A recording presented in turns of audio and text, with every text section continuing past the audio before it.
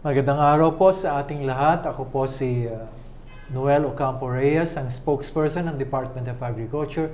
At the same time po, Assistant Secretary for Strategic Communications. Ito na po ang ating 79th virtual presser ng IATF Task Group on Food Security na pinangunahan po ng Department of Agriculture sa pamumuno ni Secretary William Manong Willie Dar. Ang task group po ay binubuo ng 20 ahensya at dinivide po ito sa 9 na sub-task groups. At ito po ay 6 po dito yung dati at 3 ang bago. Ito po ay tungkol sa food resiliency, energy, food value chain and logistics, water, agribusiness, food procurement and distribution, economic intelligence, ito po ang bago, strategic communications, at ang pinakabago, pinakabunso ay ang aquaculture and fisheries. Tama-tama po, dahil isa po dito sa mga, alam ko sa food value chain and logistics, no? Or agribusiness. Agribusiness pala ay siya po ang isa sa nagtitimon, si Undersecretary Cheryl Natividad-Caballero. Siya po ang aming Undersecretary for Agri-Industrialization at Fisheries. Good afternoon, Ma'am Ching. Magandang hapon, Asec Noel at sa ating mga tagapanood at regular na subscriber ng ating virtual presser. Ikinagagala ko muling makaulayaw ang inyong mga kasamahan sa aspetong ito. Thank you. Thank you po sa inyong panahon ngayon. So meanwhile po, ang ating pong pag-uusapan ngayon ay dahil po tungkol naman ito sa sources ng protein, no, Ma'am Cheng. At isa rito, ang pinakamahalaga ay ang proteina galing sa isda. Ang sabi po daw nila, yung 2/3 daw ng protein sources galing sa fish, all the rest meat. So kindly give us an overview of how large is the fishing sector here in the country, yung kontribusyon nito sa ating ekonomiya. Well, napakalaking bagay po ng role ng ating pangisdaan, lalo na in terms of the resources. We have 3 times larger production areas compared to agriculture. We are archipelagic country, so we have that advantage in terms of our sources. And if you're to look at the total fish outlook for 2021, makikita natin sa first quarter and second quarter ay meron pa tayong meron tayong enough supply, no, ng household consumption vis-a-vis that of the available stocks. So pinagsama po natin dito ang availability ng ating local supply at nung mga expected natin na manggaling din ng imports. Okay. So kabuuan, tayo po ay continuing na nag-i-increase ng production at ayon nga sa ating mga kasamahan sa aquaculture, they have even reduced, no, their production to to less than 30%. So that means we have ample room to grow and expand our production base. Okay. So nakita natin doon sa datos, okay yung first semester natin, and yet yung third and fourth quarter and second semester, may konting pagkukulang. So how are we going to augment that? Yeah, it's a combination of several things, no. Number one, to create an industry for every commodity, we wanted the creation of the subtask group on aquaculture was recently created under the IATF, and this is headed by the secretary, by our Secretary William Dar, sa pamumuno niya ng task group on food security. Okay. Ito po ay tumutugon sa pagpapalago ng aquaculture or fish farming in cooperation with the different agencies of the government. Department of Agrarian Reform, DENR, DILG, Department of Energy, of course the National Security Council, and the National Irrigation Administration. So, kumusta po ang contribution ng aquaculture on the larger picture of our fisheries sector po? Yeah, based on records, aquaculture contributes to 54% of our source ng fish supply. That is followed by our capture fisheries from small fisher folk, that is around 23 to 24%. And the commercial fisheries is around 22%. Okay. Kumusta mo naman po yung ating interventions para sa aquaculture, lalo na tilapia, bangus yan. Pwede natin i-control yan, di ba? Oo. Yes, napakagandang tanong yan, Asec Noel. In fact, nung Sabado, para lang kaalaman ng lahat, yung ating mga ASF-affected piggeries dito sa Quezon City, ay ating tinugunan at binigyan ng mga fingerlings para sa hito at para sa tilapia. So we were able to do that in coordination with the local government unit sa pamumuno ni Mayor Joy Belmonte at ng mga barangay kapitan doon sa lugar. And truly that is one way of increasing the source of fish supply by looking at local production system. So these are non-traditional production areas, by the way. Secondly, may kautusan po tayo na ipatupad ang pagpapadala ng isda sa iba't ibang lugar dito sa Metro Manila, una sa lahat. At tayo ay nakikipag-ugnayan sa mga kooperatiba at sa mga palengke na pampubliko para maidala dito ang ating mga supply ng isda as far as Mindanao, Region 9, of course Region 1, and the surrounding regions in Metro Manila. So it's a conscious effort to streamline the bringing in of fish supply from producers to the end consumers. Okay. So maganda naman po ang presyuhan ngayon ng ng tilapia at bangus at pati po yan at ating nasa range ngayon ng ating 120 to 160 yan po bangus 130 to 160 120 ang pinakamataas depende sa size 160 tilapia naman 100 to 150 average of 120 ang galunggong 200 to 240 pero mataas pa yan di ba bababa pa yan di ba ang imported 150 to 240. Yeah, ang imported ay isang mekanismo para mapababa yung presyo ng mabilisan dahil sa volume at inaasahan natin na yung ating mga accredited importers will follow the price as provided under the price ceiling. Okay. And sa local supply naman natin, we expect that the tilapia would be a regular source ng ating protina, considering na ito po ang isang napaka-resilient na isda kahit saang lugar. Yeah. So, pagpapalago po natin ng source and at the same time ng livelihood din sa iba't ibang lugar para mapopularize natin ang ating pangisdaan. At mga kaibigan, maganda po dahil every year meron po tayong closed fishing season sa tatlong major fishing grounds sa bansa, sa Palawan, Visayan Sea, sa Zamboanga Peninsula. Ito po ay para mag-regenerate yung ating lalo na sa sardinas, galunggong at napakaganda po. Lifted na to po yung Visayan, pinakahuli na yan, di ba? Yes. And then all the rest, okay na naman. Tama, Asec Noel, magkakaroon tayo ng event sa March 1 at ito ulit will signify the open season. Wow. And we work with our responsible fishermen, particularly in the commercial fishing, to really comply with our regulations. And it's nice that ito ay ongoing concern na pinag-uusapan at pinag-iigting para tayo ay tuloy-tuloy na makasiguro ng ating supply ng isda through conservation and sustainability measures. Maganda nga may mga testimonials yan, so I heard, before coming over to the DA again, and napasama po ako sa mga NGO noong nakaraan. At may kwento nga sa Zamboanga daw po, yung sardinas, dati maliliit maliliit ang ginawa nilang lata. Ngayon lumaki, kaya lalakihan naman uli ang lata. So ang gandang kwento, Yeah. So yan po ang nakikita nila sa Zamboanga. Yeah, ang isang magandang lugar pa na pwede nating pagtuunan ng pansin ay ang pagpo-promote po ng ating sustainable mariculture program. Wow.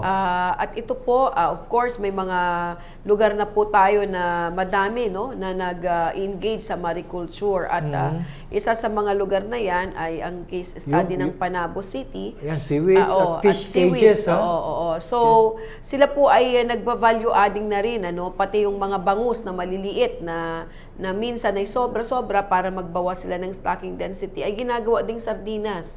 So, napakadaming options at ang kagandahan sa pangisdaan, proverbial po yan, sabi nga nila, give a man a fish and you'll feed him for a day. Yes. Teach a man to fish and you'll feed him forever.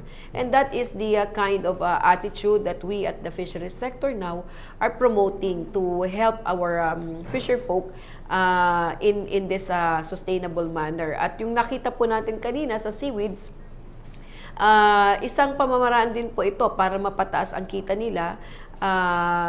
Noting that using the technology from 7,000 they can increase their monthly income to 24,000. Wow, and these were recorded Asec Noel sa ating mga fish coral project sites, mostly in the Visayan Seas, and other areas that practices this management system. Okay. So, ibig sabihin, how do we then say sustain investments? How do we attract investments into aquaculture or mariculture? Okay lang po ba? Madali? Kung may... Yeah, it works two-pronged. Okay. First level would be to capacitate our smallholders kasi alam naman natin we have 1.8 million fisher folk, and we have around 928 coastal municipalities and cities. Okay. So, in the context of fishery management area, ito po ay mekanismo using science-based management system to do clustering and aggregation and management of the resources. So, ang katulong po natin dyan yung mga LGUs. Dapat merong ordinance na pwede doon maglagay, kung mga coves and bays, di po ba? Tama yun, Asec Noel. Merong equal representation ang ating local government units. Kasama na rin ng iba't ibang sektor, kababaihan, IP, and even the science community are part of the management board. So we look at it in terms of managing our resources on a local setting, but the proper representation and participatory decision making is best managed at the FMA. Okay. So yung kanina pinakita sa ating video, yung mga marine cages, ang gaganda nun, no? So again, the LGU has to step in to regulate, mag-identify ng sites kung saan ang mariculture zones, so we call it, mariculture parks. Yes. In the past, we have mariculture highways. Okay. So, it really maps out yung flow ng so, mga isda. So, open pa rin yan. Marami parang areas na pwedeng it is. tayaan, mag-invest ang private sector. It is open, and with, actually, Asec Noel, sa pag-create ng ating Secretary William Dar ng Subtask Group on Aquaculture, isa itong pagpapatibay na papalugiin natin ng sektor sa pamamagitan ng partnerships, and collaborations. And the mariculture parks that you see are just one of those areas that can be replicated and scaled up. And it's so exciting because even the private sector, those in the logistics and cold chain, are starting to open up and link with us. Tama. And there are several private sectors that are also interested in going into this. So we just keep on professing the good side of agriculture and fisheries in general, and that will actually create a equitable partnership to everyone. Siguro Usec Ching, mamaya sabihin natin kung sinong tatawagan nila, kung may nakikinig dyan na gusto mag-invest sa aquaculture o mariculture, ibigay natin mamaya ang telepono po. So again, balikan po natin mamaya si Usec Ching, and siguro bigyan daan natin ang ating mga katanungan ng mga kaibigan sa media. Ito po ang nagpadala uli ng mga kanilang katanungan, si John Enriquez ng DCAS, Cory Martinez ng People's Journal Tonight, Neil Miranda ng DCME, Loli Acosta ng DWIC, EJ Gomez ng Manila Times, Ray Pelayo ng UNTV, Carl Ocampo ng Philippine Daily Inquirer, Revin Ochabe ng Business World, Jasper Arcalas ng Business Mirror, Annabel Surara ng DCEC Radyo Aguila. Tanong ni John Enriquez sa Usec Ching, how long will yung galunggong sa Palawan ay makakasustain, masupply sa Metro Manila? Well, in terms of the supply availability, meron tayong pag-aaral na ginagawa para magkaroon ng national stock assessment. And that will give us the baseline on how large the volume is and how sustainable it would be. So, ito po ay base sa siyensya at aming pong iuugnay ito sa inyo once that the information is available. Tama. Because we want to look at the objectivity in terms of managing our coastal resources. Sige. And that national stock assessment will be made available as to the different species na ating gustong malaman. Yun doon sa Galunggong, sa Palawan.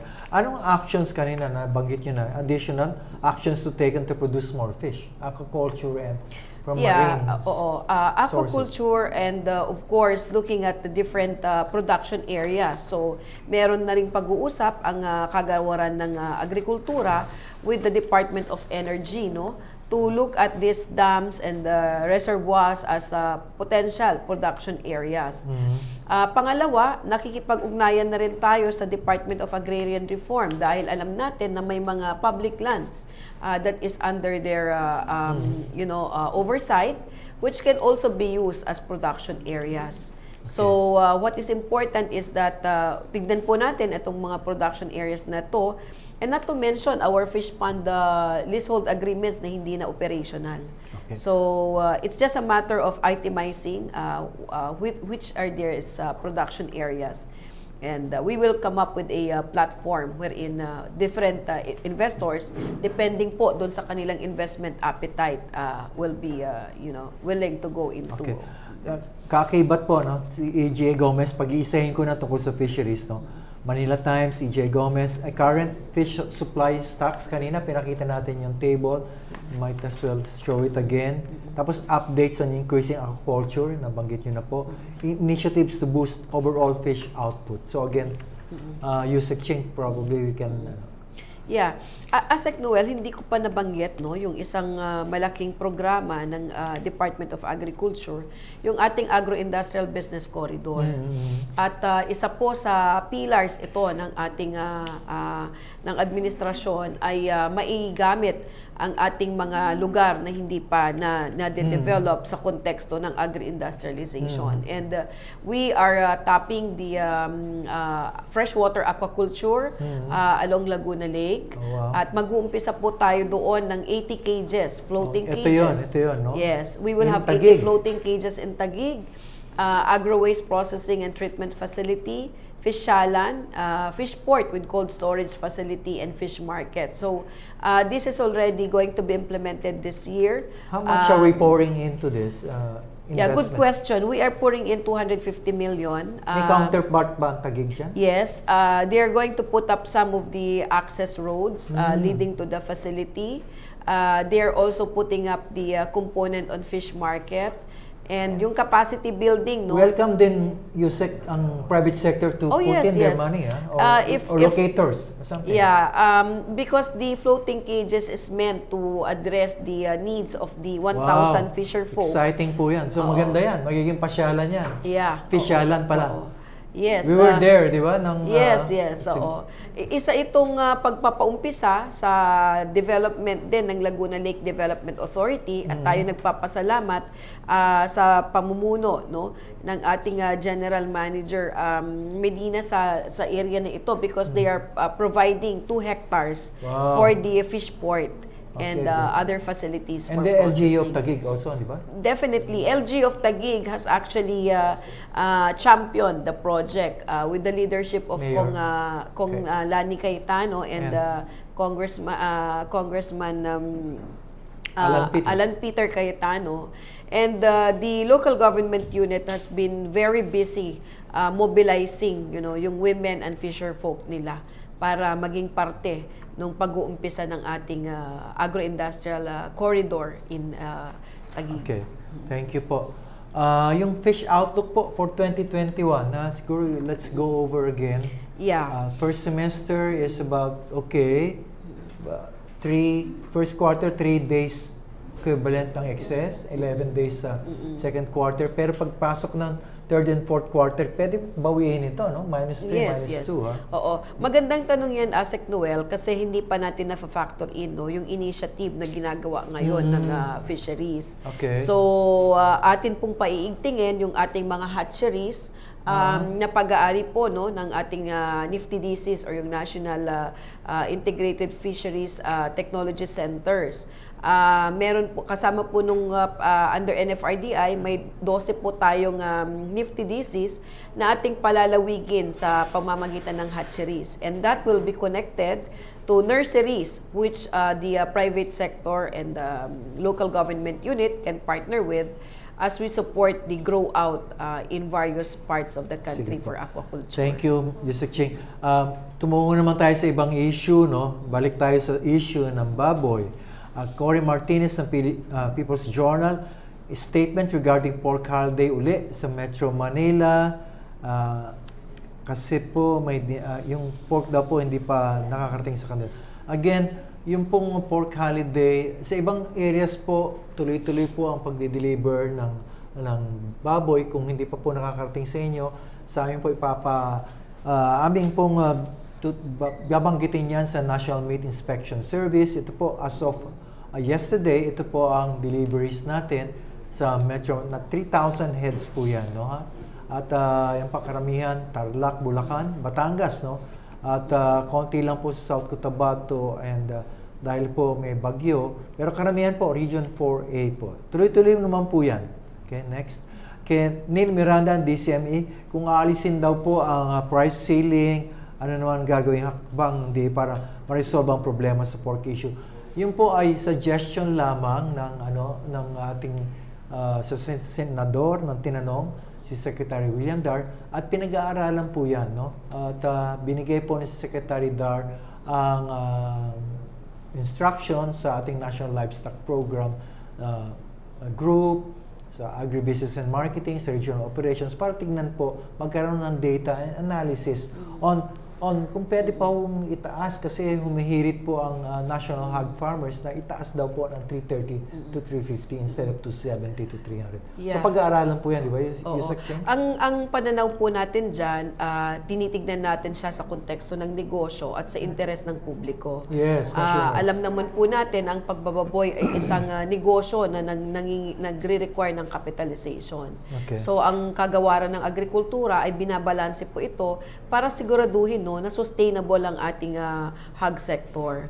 So may kagyat na tulong at interventions ang ating pamahalaan at sa paniniwala po natin ang ating Secretary William Dar, no, ang malaking bagay na pagdadala ng ating mga baboy galing sa iba't ibang probinsya at kinonekta na ito sa mga slaughterhouses. Yes, para ito ay makadiretso sa consumers. It's something that has been done to streamline, no, the multi-level trading practices. Okay. And that is one thing that we should be recognizing as well. Mismo ang DA po, regional offices, binigyan ng instruction ng Secretary para mamili na ron from yung excess, yung surplus production ng hogs at darin dito sa Metro Manila. Mararamdaman natin yan next week, hopefully, na makabili na sila. Pero syempre, Asec Noel, no, sasabihin ko rin na hindi lang yan ang source ng ating protina. Kasi kung titignan natin ang ating pang-araw-araw na pagkain, hindi naman tayo araw-araw na kumakain ng baboy.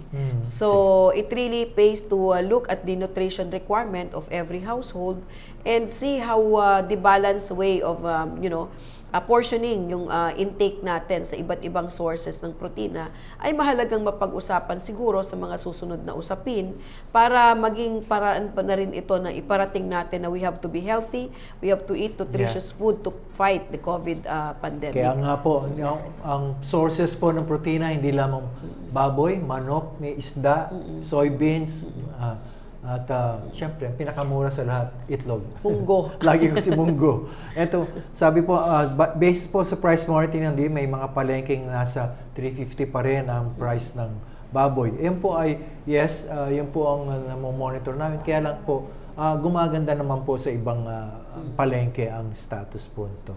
At tanong ni Revin Chavez ng Business World, ano po ang latest update natin sa typhoon damage? Hindi po typhoon, low pressure area po, si Auring.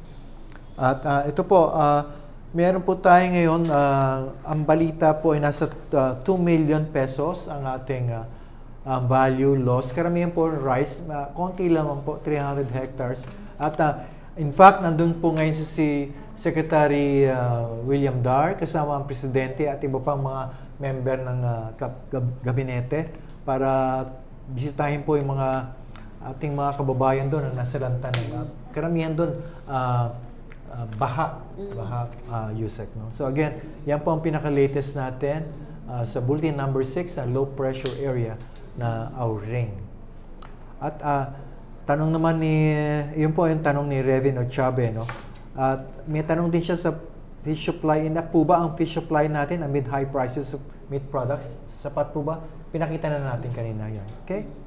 At ano po ang updates sa pagpadala ng baboy sa Metro Manila at ang MAB and MAV and tariff rates? Yun po sa baboy sa Metro Manila, napakita na po natin kanina. Pero sa MAV po, awaiting the signature of the President, and thereafter this will be given to Congress for their concurrence. Yun po. Kay Carlo Campo naman, if DA supports NEDA's recommendation to liberalize the import of other food commodities like fish, do we support that? Liberalize imports of food commodities and fish that is included? part of the food security strategy. But again, taking note of the capability of our local producers, then that will be prioritized. Okay. Sabi nga nila, import will be the last resort, but definitely, we are cognizant of our international trade agreements, and taking into account those international trade would be part of the consideration also to ensure food security. So, last two questions po. Sabi ni Revin Ochabe, pa-clear naman po kung tons yung unit ng supply. Yes, of course. Yan po. Tons po yan. Tons, Revin. Po yan. Tapos kay Jasper Arcalas, what could be the reasons behind the continuous spread of ASF in Bicol region and Eastern Visayas? Yun po, kaya paiigtingin po natin yung bantay ASF sa barangay. Again, kasi po nagiging carriers po yung traders mismo at hog raisers na kaya talaga kailangan yung biosecurity, disinfectants, bawat walang labas-pasok dun sa mga areas po. Ito po ang pinaka-update natin sa February 19 po. May padadalan po namin kayo ng mga detalye nito kung saan-saang mga barangay na lang. Kukunti na lang naman na ang ating ano. So, again, on that note, ang bilis ng oras, Usec Cheng, can we ask for your final message again? Yes, thank you, Asec, Noel. It's always a pleasure to be part of your virtual presser. It's our virtual presser. Our virtual presser. And siguro po yung ating mga challenges sa iba't ibang commodities, makikita natin ng pangisdaan ay isang bagay, no, na alternatibo sa ating pangkabuhayan. Kung ito po ay nagawa natin sa highly urbanized city, no, na metro, na Quezon City, na tayo ay naglatag ng mga urban aquaculture, urban aquaponics o aquaculture, pwede po natin itong paigtingin at palawakin. So yung mga naapektuhang pamilya or households that were really relying on piggery as their source of income, unti-unti ang agrikultura naman ay may iba't ibang interbensyon. At ito po siguro ay dapat nating tingnan sa konteksto hindi lang ng ating pamahalaan, kundi sa ating pamayanan. And the Department of Agriculture will always be here to support everyone to ensure food security and sustainable incomes with the leadership, of course, of our very energetic Secretary, Dr. William Dar. Maraming salamat po. Just to Agina, Manan. Thank you. Thank you. Salamat po sa ating lahat. Mabuhay at magandang hapon sa ating lahat. Sa aming pagtatapos, muli kami nagpapaalala sa lahat na dapat po ay tuloy-tuloy ang daloy ng pagkain at iba pang essential inputs para sa food production. Magtulungan po tayo para sigurado ang delivery ng mga pagkain at iba pang agri-products mula agri and fishery products mula production centers hanggang pamilihan. Magkaisa po tayo para ang lahat ng pamilyang Pilipino ay magkaroon ng access sa ligtas, de kalidad, nutritious at murang pagkain. Nagpapasalamat kami muli sa ating mga magsasaka at siyempre, mangingisda sa buong kapuluan na katuwang ng pamahalaang Duterte para makamit ang food security para sa ating lahat. Sa lahat ng miyembro ng DA family, ang Fisheries Group, BFAR, NFRDI, PFDA. Yan na, special mention. Siyempre, pagpatuloy po natin ang sama-samang pagkilos tungo sa isang food secure and resilient Philippines with empowered, prosperous farmers and fishers. Yan po. Sa Radio TV Malacanang, PTV4, Radyo Pilipinas, at PCOO sa pamumuno ni Secretary Martin Andanar. Bossing, salamat sa pagkakataong binigay niyo sa amin dito sa DA at sa Task Group on Food Security. Please visit our website, da.gov.ph, and like our official Facebook page, Department of Agriculture, Philippines. Iiwanan po namin kayo ng mga pictures po na kuha sa Bataan. Yan po ay pinuntahan ni Secretary namin. At napakagandang proyekto po. Again, on behalf of Secretary William Dar, magandang hapon po sa ating lahat.